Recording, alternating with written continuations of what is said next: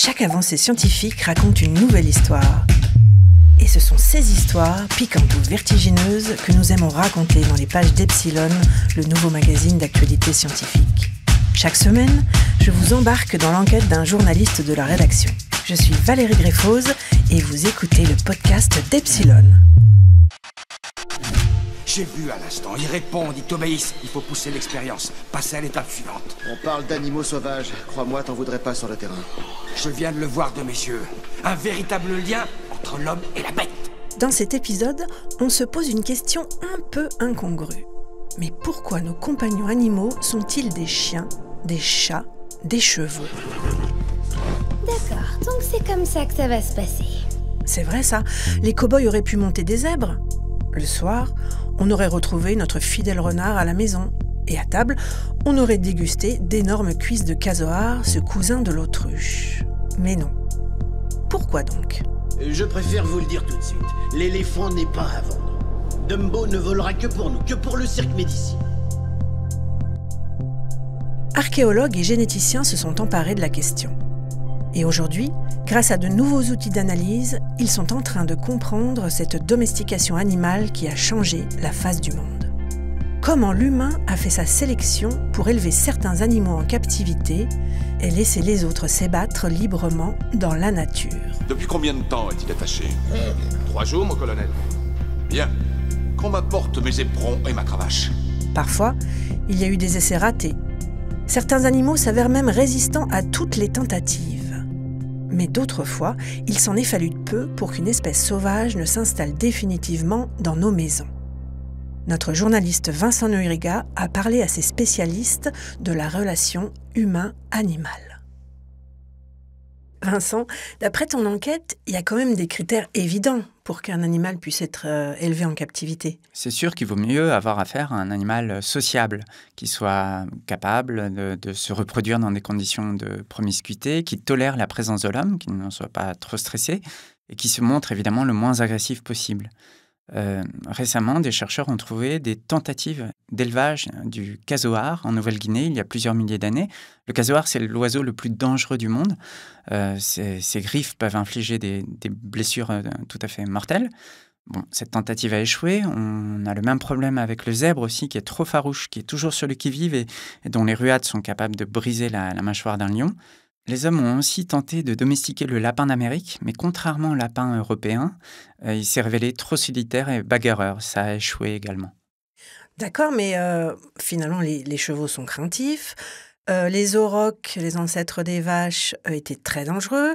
Et sans parler des chats, qui sont quand même assez solitaires. C'est vrai qu'il y a beaucoup d'autres paramètres qui entrent en jeu. En fait, la domestication, c'est pas une prise de pouvoir de l'homme sur l'animal, c'est plutôt une rencontre entre une population humaine donnée et une population animale à un moment donné de l'histoire. Et parfois, la domestication se fait parce qu'il y a un bénéfice mutuel entre l'homme et l'animal. Par exemple, le chat qui s'est approché des villages d'agriculteurs parce qu'il y avait des souris, et l'homme l'a gardé près de lui pour se débarrasser des rongeurs, justement. Jean-Denis Vigne est archéozoologue au Muséum national d'histoire naturelle. Pour lui, l'archéologie en dit beaucoup sur les essais de domestication qu'a fait l'homme au cours des millénaires, qu'elles soient ratées ou pas. J'aime pas beaucoup ce mot de domestication ratée. En fait, il y a une relation qui s'est produite à un moment, comme il y en a des milliers qui se produisent tout le temps. Moi, quand j'étais gamin, j'avais un poulpe que j'aimais bien et que j'allais voir régulièrement et qui sortait de son trou quand je plongeais à ses côtés. Bon, c'est une relation, c'est une domestication ratée peut-être, je sais pas, mais en tout cas, voilà, il faut le voir comme ça. Alors, des exemples, oui, on en a qui sont restitués par l'archéologie. À Persépolis, on voit tout un tas d'animaux menés par le lycol, alors que c'est des animaux sauvages, quoi. On voit même probablement un okapi mené par le lycol. Bon. Mais en dehors de ça, l'archéologie elle-même, nos ossements finalement archéologiques nous parlent de ça. Et on regarde ce qui a été plutôt réussi, pour revenir à la domestication du chat. Il y a une autre espèce qui a été entraînée dans la même voie que le chat, qui était aussi consommateur de souris et qui est rentré dans les villages des tout premiers agriculteurs parce qu'il y avait des souris, c'est le renard. Mais ce renard, il est rentré dans les habitations. On le voit très présent dans les premiers sites de l'agriculture, dans le site comme Jéricho, c'est un nom qui dira quelque chose à tout le monde, mais qui est l'un des tout premiers sites agricoles du Proche-Orient. Eh bien, le renard est la deuxième espèce derrière les gazelles qui était consommée après les avoir chassées. Donc, il y a quelque chose qui se passait, on ne sait pas exactement quoi. Et puis quand on regarde à Chypre, ce qui se passe au même moment ou presque, un petit peu plus tard, mais quelques siècles, eh bien, on voit tout d'un coup du renard qui apparaît à Chypre. Est-ce que c'était pas pour contribuer avec le chat à la lutte contre les souris? Est-ce que c'était parce que on avait besoin d'une diversification des animaux à fourrure? Est-ce que c'est parce que il y avait une tentative de domestication du renard, pourquoi pas? On connaît tout un tas d'épisodes aujourd'hui encore de personnes qui ont des renards apprivoisés à leur domicile. Je commençais à douter de vos talents, les gars, mais ça y est, mange dans la main. Vincent, est-ce qu'il y a des exemples d'animaux qui, une fois qu'ils ont été domestiqués, sont ensuite revenus à l'état sauvage ? Bien sûr, beaucoup. Ne serait-ce que le cheval de Przewalski, qui a des allures très préhistoriques, eh bien une étude génétique récente a révélé qu'il était en fait issu de chevaux domestiqués au Kazakhstan, il y a 5000 ans. Et comment on explique ça ? Eh bien, les animaux peuvent tout simplement reprendre leur distance avec les hommes. Aujourd'hui, par exemple, il y a près de 100 000 chevaux et ânes qui vivent en liberté dans l'ouest des États-Unis. Il y a des chiens, des chats, mais aussi des cochons, des poules, des saumons d'élevage qui peuvent tromper notre vigilance et se reproduire avec leurs homologues sauvages. Du coup, ils tracent une nouvelle lignée évolutive, ils créent une nouvelle population. Et alors, est-ce qu'on pourrait découvrir aujourd'hui que l'homme a domestiqué certaines espèces qu'on croyait totalement sauvages ? Effectivement, les scientifiques pensent qu'on n'a certainement pas fait le tour de toutes les espèces qui ont été domestiquées ou qu'on a tenté de domestiquer. Les nouveaux moyens d'investigation génétique ou d'analyse des squelettes permettent de détecter des changements de mode de vie chez les animaux et donc éventuellement renseigner sur des tentatives inabouties de domestication. Récemment, on a trouvé des restes vieux de 8000 ans en Chine, des restes de faisans, des élevages de faisans.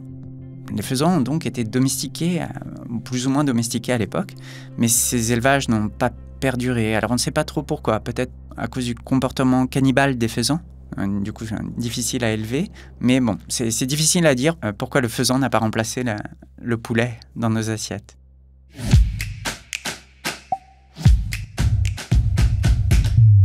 Au Muséum national d'histoire naturelle, Jean-Denis Vigne raconte avec émotion sa découverte, en 2001 à Chypre, d'une tombe vieille de 9000 ans avec un homme et un chat face à face.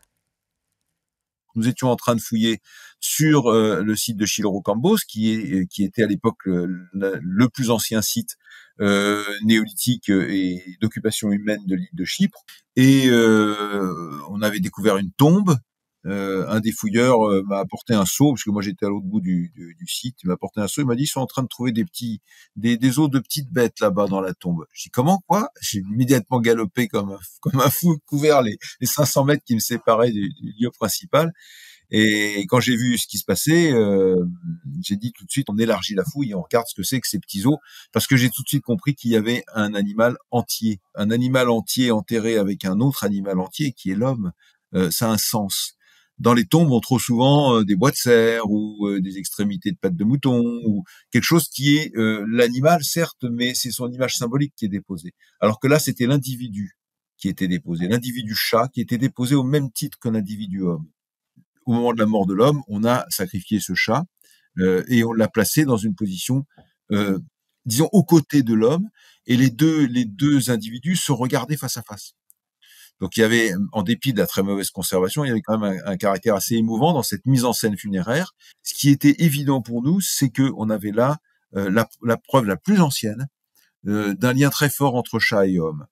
Depuis, on a fait beaucoup d'analyses qui ont montré que ce chat n'était pas comme tous les autres chats et était probablement le chat de l'homme en question, que c'était vraiment un chat domestique. Eh bien, on avait là la preuve d'une complicité forte entre chat et homme à une date extrêmement ancienne, 7000 avant Jésus-Christ.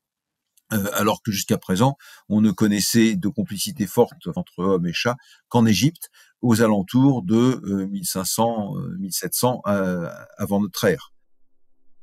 Vincent, alors après le chat, le chien, le cheval, les bovins, c'est quoi les nouvelles tendances de la domestication aujourd'hui ? beaucoup de poissons. C'est devenu très massif car la pêche des espèces sauvages ne suffit plus à répondre à la demande. En Chine, par exemple, on élève plus de 580 espèces aquatiques. Il commence à y avoir des fermes de pieuvres, d'ailleurs. Alors, évidemment, c'est pas si simple que ça. Certaines espèces sont très difficiles à élever en captivité. Les anguilles, les langoustes, les raimentas, les requins. C'est impossible pour le moment, mais les experts s'y emploient. Et l'élevage des insectes, dont on entend beaucoup parler? Oui, la demande existe pour l'alimentation humaine. Il y a beaucoup de programmes de sélection d'espèces actuellement, ne serait-ce que pour la pollinisation de certaines cultures, par exemple avec les bourdons. Mais c'est aussi intéressant pour préserver les cultures, sans avoir recours aux produits chimiques. On élève certains insectes qui sont des prédateurs naturels des parasites ravageurs.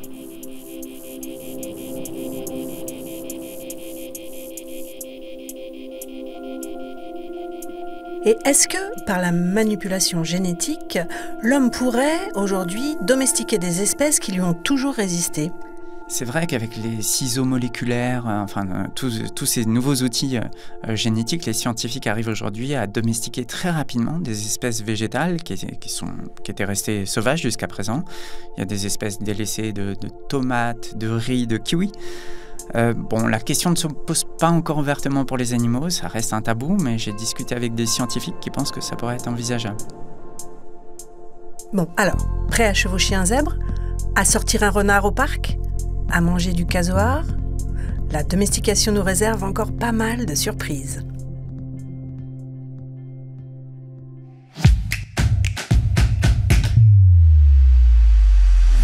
Vous venez d'écouter Histoire de science. Pour aller plus loin, vous pouvez lire l'article dont est tiré cet épisode et bien d'autres encore dans Epsilon, le nouveau magazine d'actualité scientifique.